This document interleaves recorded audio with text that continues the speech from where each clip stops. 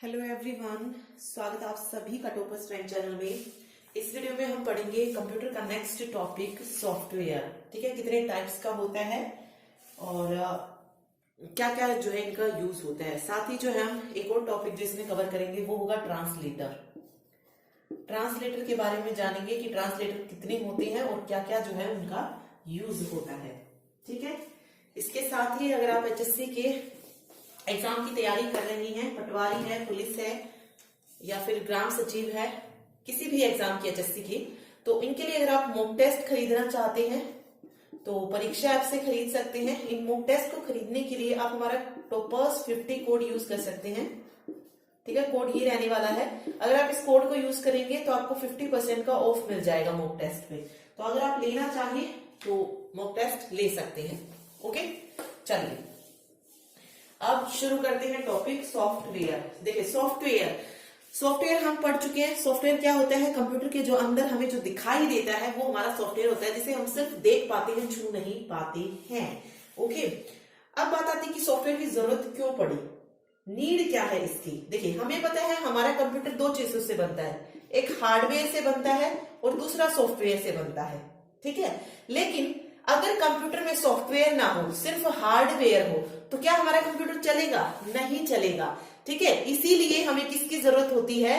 Software की। Computer काम कर सके, कंप्यूटर को यूज कर सके, कंप्यूटर को यूजेबल बनाने के लिए हम किसका यूज करते हैं? सॉफ्टवेयर का। अगर हमारे कंप्यूटर में सॉफ्टवेयर ही नहीं है तो हार्डवेयर किसी काम के नहीं है। ओके, इसीलिए सॉफ्टवेयर जो है बहुत इंपॉर्टेंट है कंप्यूटर के लिए।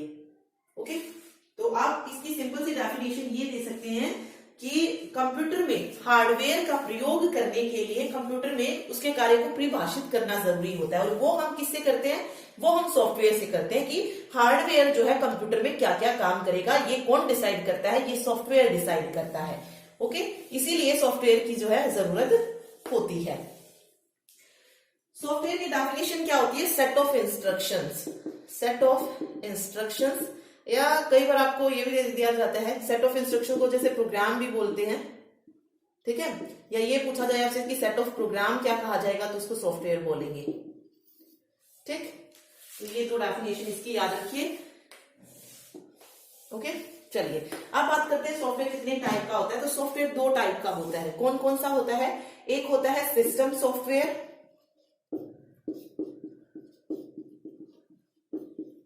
सिस्टम सॉफ्टवेयर, और दूसरा होता है एप्लीकेशन, एप्लीकेशन सॉफ्टवेयर। ये दो टाइप होते हैं।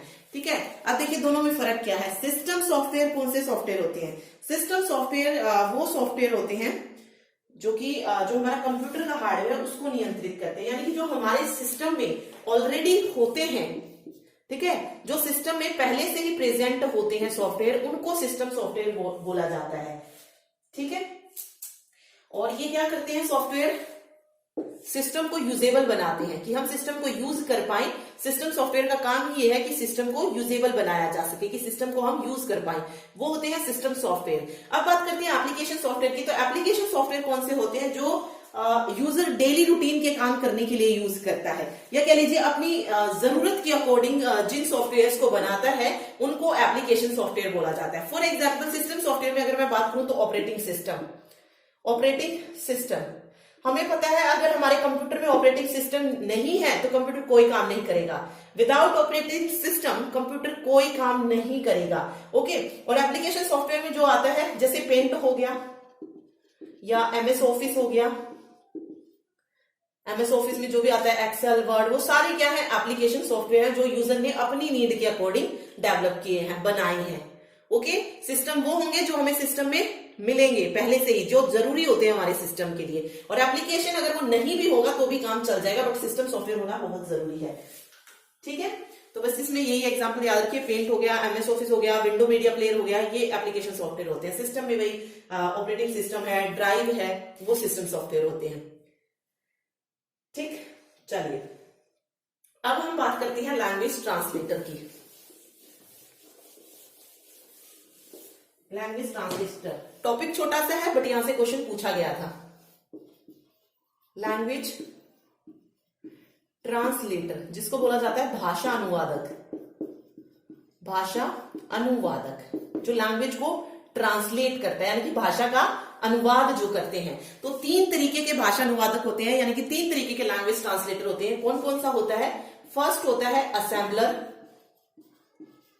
असेंबलर, दूसरा होता है कंपाइलर, और तीसरा होता है इंटरप्रेटर। असेंबलर, ठीक है, इसको कंपाइलर लिखा जाएगा, और हिंदी में भी यही बोलेंगे इसको, सिर्फ आप हिंदी में आपको लिखा हुआ मिलना चाहिए, अदरवाइज इसको हिंदी में भी यही बोला जाएगा। असेंबलर को असेंबलर ही बोलेंगे। ओके, अब देखिए, अब तीनों का काम क्या है। सबसे पहले मैं बात करती हूं असेंबलर की। तो असेंबलर क्या करता है? हमें पता है हमारा कंप्यूटर जो है वो किस लैंग्वेज को समझता है? कंप्यूटर जो है ये समझता है मशीन लैंग्वेज को। ठीक है, कंप्यूटर कौन सी लैंग्वेज को समझता है? मशीन लैंग्वेज को समझता है। तो हमारा असेंबलर क्या करता है? जब हम कोई प्रोग्राम असेंबली लैंग्वेज में लिखते हैं तो जो असेंबलर होता है उस असेंबली लैंग्वेज को कन्वर्ट करता है किसमें? Machine language. मशीन लैंग्वेज कौन सी है? जो कंप्यूटर समझता है, यानी कि असेंबली लैंग्वेज को एक ऐसी लैंग्वेज में कन्वर्ट करता है जिसे जो है कंप्यूटर समझ सके। ठीक है, तो ये याद रखिए, असेंबलर एक ऐसा प्रोग्राम होता है जो असेंबली भाषा में लिखे गए किसी प्रोग्राम को पढ़ता है और उसका अनुवाद यानी कि उसका जो ट्रांसलेट है वो किस भाषा में करता है? मशीन लैंग्वेज में। तो याद रखिए, असेंबलर असेंबली लैंग्वेज को कन्वर्ट करता है मशीन लैंग्वेज में। ठीक है, ओके, एक और चीज याद रखिए, एक और क्वेश्चन यहां से पूछा जाता है कि मशीन लैंग्वेज में जो चीज हमें प्रोग्राम से प्राप्त होती है, यानी कि कन्वर्ट होने के बाद जो मशीन लैंग्वेज से हमें प्रोग्राम मिलता है उसको क्या कहा जाता है? तो उसको ऑब्जेक्ट प्रोग्राम बोलते हैं।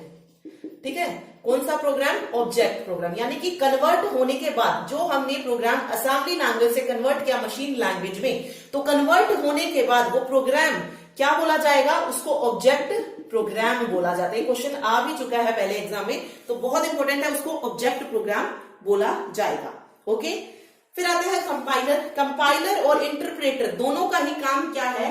जो हाई लेवल लैंग्वेज होती है, हाई लेवल लैंग्वेज को लो लेवल लैंग्वेज में, या कह लीजिए मशीन की जो लैंग्वेज होती है, मशीन लैंग्वेज भी लो लेवल लैंग्वेज ही होती है।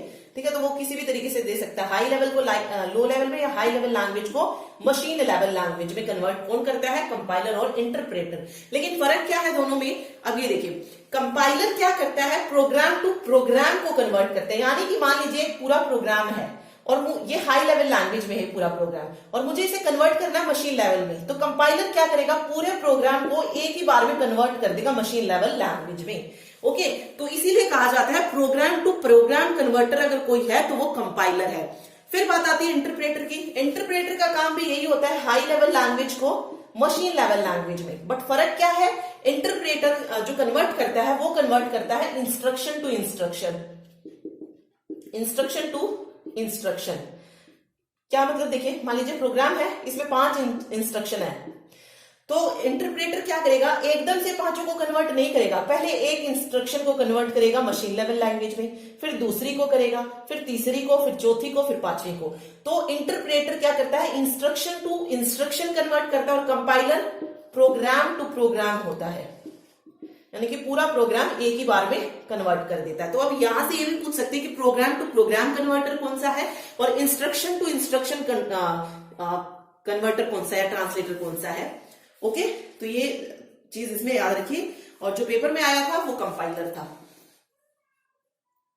ग्राम सचिव का जो पेपर हुआ था वो उसमें जो आया था वो कंपाइलर था। ठीक है, एक और चीज याद रखिए, क्वेश्चन ऐसे भी दे सकता है कि कौन सा ट्रांसलेटर है जो सोर्स प्रोग्राम को मशीन लैंग्वेज में कन्वर्ट करता है। ओके, तो जो कंपाइलर कन्वर्ट करता है ना, देखिए जो कन्वर्ट होकर मिलता है वो ऑब्जेक्ट प्रोग्राम होता है, लेकिन कन्वर्ट होने से पहले जो प्रोग्राम होता है उसको सोर्स प्रोग्राम बोलते हैं। क्या बोलते हैं? Source program. तो सोर्स प्रोग्राम को कौन कन्वर्ट करता है मशीन लेवल लैंग्वेज में? कंपाइलर करता है। तो ऐसे भी जो है पूछा जा सकता है। ठीक है, दोनों का काम मैंने आपको बता दिया है कि क्या होता है। चलिए अब हम पढ़ते हैं एक और जो इंपॉर्टेंट है, वो है हाई लैंग्वेज से रिलेटेड। कि लैंग्वेजेस कौन कौन सी होती हैं। वेट,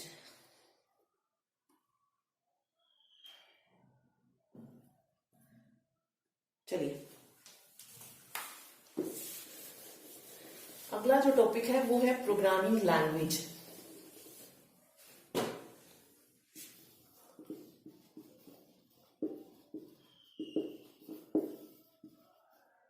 प्रोग्रामिंग लैंग्वेज, ठीक है। देखिए प्रोग्रामिंग भाषाएं कौन सी होती हैं। प्रोग्रामिंग प्रोग्रामिंग भाषाएं, इनके बारे में पढ़ रहे हैं। तो देखिए कंप्यूटर क्या है, एक इलेक्ट्रॉनिक मशीन है, ये हमें पता है। ओके, जो क्या करता है, जो यूजर भाषा समझता है उस भाषा को कंप्यूटर हमारा नहीं समझता है। कौन सी लैंग्वेज को समझता है, मशीन लैंग्वेज, यानी कि बाइनरी जो लैंग्वेज होती है 0 और 1 की फॉर्म को जो है कंप्यूटर समझता है। जो यूजर की लैंग्वेज होती है उसको अंडरस्टैंड नहीं कर पाता है। ओके, तो उसी को अंडरस्टैंडिंग करने के लिए मतलब लैंग्वेज को जो है कुछ भागों में बांट दिया गया। जैसे सबसे पहले जो आई थी वो थी low level language. Low level language हो गया, ओके, हाई लेवल लैंग्वेज हो गया।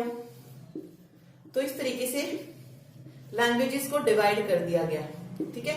लो लेवल लैंग्वेजेस कौन सी थी, वो भाषाएं जिनका प्रयोग कंप्यूटर में किसी कार्य को कर सकते हैं, मतलब जिस भाषा का यूज करके हम कंप्यूटर में कोई कार्य कर सकते हैं उसको लो लेवल लैंग्वेज बोला जाता है। ओके, और जो कंप्यूटर अंडरस्टैंड नहीं कर पाता है उसको हाई लेवल लैंग्वेज बोलते हैं। देखिए लो लेवल में जो सबसे पहला एग्जांपल आता है वो आता है असेंबली लैंग्वेज। कई बार जो है एग्जांपल पूछ लेते हैं कि कौन सी लो लेवल लैंग्वेज है। तो देखिए लो लेवल में जो सबसे पहले आती है वो आती है असेंबली लैंग्वेज। असेंबली लैंग्वेज, देखिए लो लेवल लैंग्वेज, या एक बात अगर हम देखें तो हमारा कंप्यूटर जो है वो कौन सी भाषा को समझता है, मशीन लैंग्वेज को। मशीन लैंग्वेज भी कैसी लैंग्वेज है, लो लेवल लैंग्वेज ही है, ठीक है। मशीन लैंग्वेज में कौन सी फॉर्म यूज होती है, 0 और 1। 0 और 1 यूज होती है और हमारा कंप्यूटर सिर्फ मशीन लैंग्वेज समझता है। फिर बात करते हैं असेंबली लैंग्वेज। असेंबली लैंग्वेज भी एक लो लेवल लैंग्वेज है, बट इसमें 0 और 1 यूज नहीं किया जाता। इसमें जो है कुछ शब्द प्रयोग किए जाते हैं जिन्हें क्या बोला जाता है, निमोनिक्स। NEMONICS, निमोनिक्स उन्हें बोला जाता है असेंबली लैंग्वेज में। ओके, तो असेंबली लैंग्वेज देखिए ये वर्ड किस तरीके से यूज किए जाते हैं। जैसे मुझे दो नंबर्स को ऐड करना है तो असेंबली लैंग्वेज में मैं किस तरीके से लिखूंगी, ADD ऐड।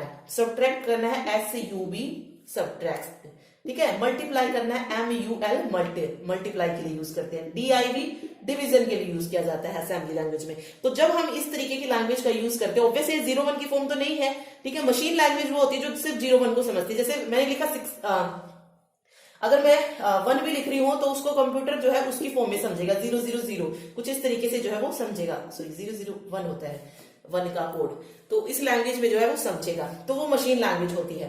अब बात करते हैं असेंबली लैंग्वेज में। तो असेंबली लैंग्वेज में कुछ इस तरीके से होता है, ऐड, सब, मल, डिव, तो ऐसे वर्ड्स जो है असेंबली लैंग्वेज में यूज किए जाते हैं और इन्हें निमोनिक्स जो है बोला जाता है, मैनिमोनिक्स जो भी बोलते हैं।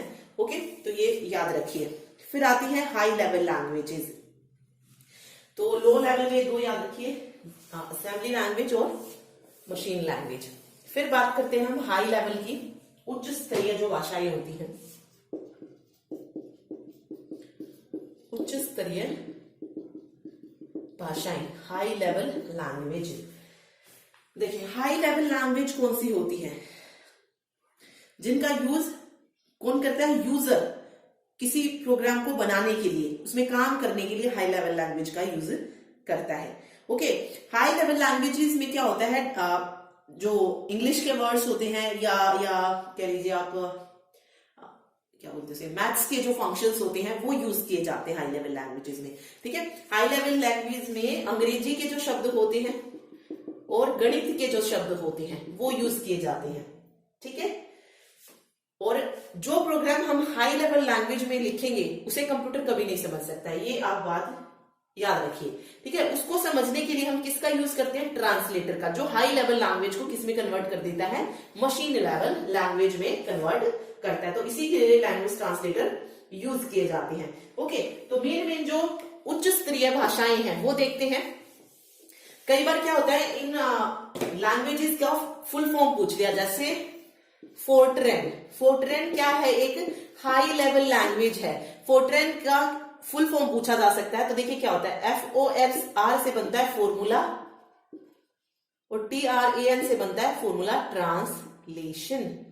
ठीक है, फोर्ट्रेन क्या है? एक हाई लेवल लैंग्वेजेस है और इसका पूरा नाम क्या है? फॉर्मूला ट्रांसलेशन इसका पूरा नाम है। और फिर पूछा जा सकता है कि इसका यूज कब किया जाता है, तो जब कैलकुलेशन बहुत जो कॉम्प्लेक्स कैलकुलेशंस होती है, जटिल गणनाएं जो होती है, उनमें जो है हम फॉर्मूला ट्रांसलेशन का यूज करते हैं, फोर्ट्रेन का यूज करते हैं। ओके, इसका जो आविष्कार था ये 1957 में हुआ था और किसने किया था? IBM अमेरिका ने इसका आविष्कार क्या था, विकास किया था, जॉन बेसिक। ठीक है, किसने किया था? जॉन बेसिक ने जो था इसको डेवलप किया था, फोर्ट्रेन लैंग्वेज को।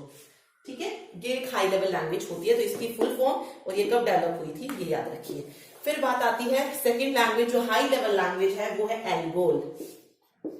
एल्गोल, इसकी फुल फॉर्म क्या होती है? Algorithmic language. ये देखिए, एल्गो से बना एल्गोरिथमिक और एल से बन गया लैंग्वेज। ठीक है, एल्गोल भी क्या है? एक हाई लेवल लैंग्वेज है। कैसी लैंग्वेज है? उच्च स्तरीय भाषा है, हाई लेवल लैंग्वेजेस है। इसका यूज कहां करते हैं? एल्गोरिथमिक लैंग्वेज का जो एल्जेब्रा फंक्शन होती है ना, हिंदी में क्या बोलेंगे, बीज गणितीय जो फंक्शंस होते हैं, उनमें जो है इनका यूज किया जाता है। ओके, और ये आई थी 1958 में। एल्गोल जो आई थी वो 1958 में आई थी, याद रखिए। फिर एक कोबोल भी है, पहले एल्गोल फिर कोबोल। कोबोल की फुल फॉर्म पूछी जाती है, बहुत इंपॉर्टेंट है। देखिए, कोबोल से क्या बनता है? कॉमन, सी से कॉमन बना, ठीक है, इनफैक्ट CO से कॉमन बना, और बी से बिजनेस, कॉमन बिजनेस,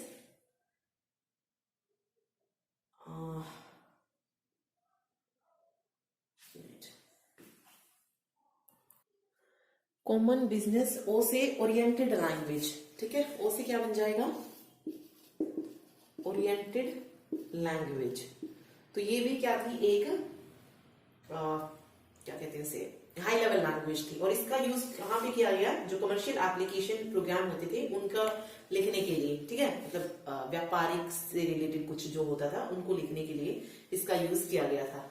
ठीक है, चलिए आगे देखते हैं, कुछ और लैंग्वेजेस हैं इसका एग्जाम्पल, क्योंकि यहां से इसीलिए करवाई जा रही है हाई लेवल लैंग्वेज, क्योंकि क्वेश्चन डायरेक्ट वो देते हैं कि इनमें से कौन सी हाई लेवल लैंग्वेज का एग्जाम्पल है। ओके, देखिए फोर्थ लैंग्वेज जो कि हाई लेवल लैंग्वेज में आती है वो है लोगो। लोगो का पूरा नाम क्या होता है? Logic oriented language.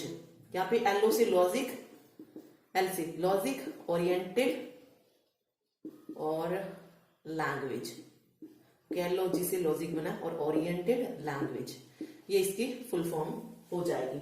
इसके अलावा पास्कल है। पास्कल भी कैसी लैंग्वेज है? एक हाई लेवल लैंग्वेज है। बेसिक हो गया, बेसिक हो, पास्कल हो। इसके अलावा प्रोलोग है। प्रोलोग की फुल फॉर्म क्या होती है? Programming language, programming logic, sorry, PRO से प्रोग्रामिंग बनेगा और LOG से लॉजिक बनेगा। ठीक है, बेसिक की फुल फॉर्म पूछी जाती है beginners all purpose symbolic instruction code. ठीक है, B से बिगिनर्स, A से बन जाएगा ऑल पर्पस, S से सिंबॉलिक और IC क्या हो जाएगा? Instruction code. इसको लिख लीजिएगा, इनकी फुल फॉर्म जो है लैंग्वेजेस की बहुत इंपॉर्टेंट है, इंस्ट्रक्शन कोड। इसके अलावा जो सबसे ज्यादा हाई लेवल लैंग्वेज जो यूज की जाती है कौन सी है? C। ठीक है, C++, ये भी क्या है? दोनों हाई लेवल लैंग्वेज है। C हो, C++ हो, कैसी लैंग्वेज है? हाई लेवल लैंग्वेज है। तो C तो हम आगे पढ़ेंगे थोड़ा सा डिटेल में, C++ भी पढ़ेंगे, तो वहीं पर देखेंगे कि कब जो थी ये आई थी, किसने इनका आविष्कार किया था। ठीक है, मेन जो है यही दो लैंग्वेज हमें पढ़नी है। और इसके अलावा तीसरी लैंग्वेज कौन सी है? प्रोग्रामिंग लैंग्वेज की अगर हम बात करें तो पाइथन लैंग्वेज है, जो कि पुलिस के लिए इंपॉर्टेंट है। ओके, तो ये थी लैंग्वेजेस, हाई लेवल लैंग्वेजेस और लो लेवल लैंग्वेजेस। ओके, तो ये था इसका मेन टॉपिक जो हमने पढ़ा है, ट्रांसलेटर और सॉफ्टवेयर कौन कौन से होते हैं। ओके, क्योंकि क्वेश्चन यहाँ से कैसे पूछा जाएगा, सिस्टम सॉफ्टवेयर में कोई भी किसी सॉफ्टवेयर का नाम देंगे आपको, पूछ सकते हैं कि कैसा सॉफ्टवेयर, जैसे रेलवे रिजर्वेशन, जो रेलवे का सॉफ्टवेयर होता है वो कैसा सॉफ्टवेयर होता है, एप्लीकेशन, ठीक है, क्योंकि वो खुद रेलवे ने डेवलप किया है इसीलिए। इसके अलावा यहां से ट्रांसलेटर से एक क्वेश्चन पूछा जा सकता है, बाकी इसमें से कुछ नहीं आएगा, और एक लैंग्वेज का कि इनमें से कौन सी हाई लेवल है, कौन सी लो लेवल लैंग्वेज है। ओके, आगे एक पीडीएफ के रिगार्डिंग भी जो है बहुत सारे बच्चों को कंफ्यूजन है कि कौन सी पीडीएफ कौन से पैक में जो है दी जाएगी। तो देखिए 2 पैक अब आपको मिल रहे हैं, एक है एचएससी क्रैश कोर्स और दूसरा है एनसीईआरटी कंप्यूटर साइंस, ठीक है। एचएससी क्रैश कोर्स में जितनी भी वीडियोस आपको एचएससी क्रैश कोर्स लिखी हुई मिलेंगी वो सारी वीडियोस, और अभी जो वीडियो आ रही है मिशन एचएससी 2021 लिखी हुई, ठीक है, जो मेन पेज होता है उस पर आप देख भी सकते हैं मिशन एचएससी 2021, वो सारी वीडियोस आपको एचएससी क्रैश कोर्स में मिलेंगी, और ये पूरा कोर्स जो है 1000 रुपीज का रहने वाला है। ओके, एनसीईआरटी कंप्यूटर में आपको क्या मिलेगा, जो हमने पहले इंग्लिश में कंप्यूटर पढ़ा है और जो अभी हिंदी में पढ़ रहे हैं, और साथ ही जो कंप्यूटर के हमने 1000 प्लस एमसीक्यू किए थे वो सारी चीजें, वो भी कितने का अलग से पैक अगर आप खरीदते हैं तो वो 1000 रुपए का ही है, ठीक है। लेकिन अगर आप इन दोनों को ही चाहते हैं कि दोनों आपके पास हो तो वो आपको मिलेगा 1500 रुपए में, यानी कि 500 रुपए की आपको सिर्फ छूट मिल जाएगी। ओके, तो ये कंफ्यूजन है कि जो बच्चे एसएससी क्रैश कोर्स ले रहे हैं वो ये सोच रहे हैं कि उन्हें साथ में कंप्यूटर भी मिलेगा, तो ऐसा नहीं है, ठीक है। कंप्यूटर की सिर्फ एचएससी क्रैश कोर्स में वो 1000 प्लस एमसीक्यू वाली वीडियो मिलेगी, उसके अलावा और कुछ नहीं मिलेगा, एनसीईआरटी कंप्यूटर डिटेल में नहीं मिलेगा। ओके, तो उसके लिए अलग कोर्स है, और दोनों अगर आप साथ में लेंगे तो वो 1500 रुपए का आपको पड़ेगा। तो जिसको भी लेना है तो एक बार पूछ लीजिए कीजिए कि किस तरीके से ये होने वाला है। ओके, बाकी मैंने आपको इंफॉर्मेशन दे ही दी है कि कुछ मतलब जो आपको चाहिए आप उसके अकॉर्डिंग ले सकते हैं। Okay, thank you so much.